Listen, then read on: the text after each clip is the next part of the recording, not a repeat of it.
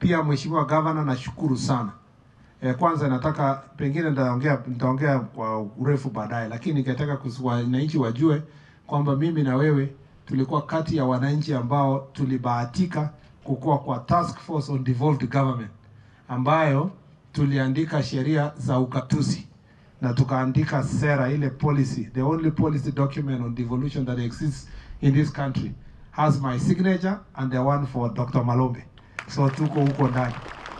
Na unajua si watu wote wanaweza pewa kazi ya kufanya mambo ya ugatuzi na wapate nafasi ya kutumikia. Tulikuwa tunaandika na tunaomba, tunasema, nauliza Dr. Malombe, sasa hii kazi yote tumepangia Kenya yote, hakuna penye tutaenda kusaidia hawa kutimiza? Yeye akaniambia, mimi naenda mashinani huko Kitui, nataka kuwa governor. Mimi nilikuwa naona amechukua kazi bure kabisa. Nikasema hapana, mimi nataka kwenda Nairobi nitetee ugatuzi kama senator.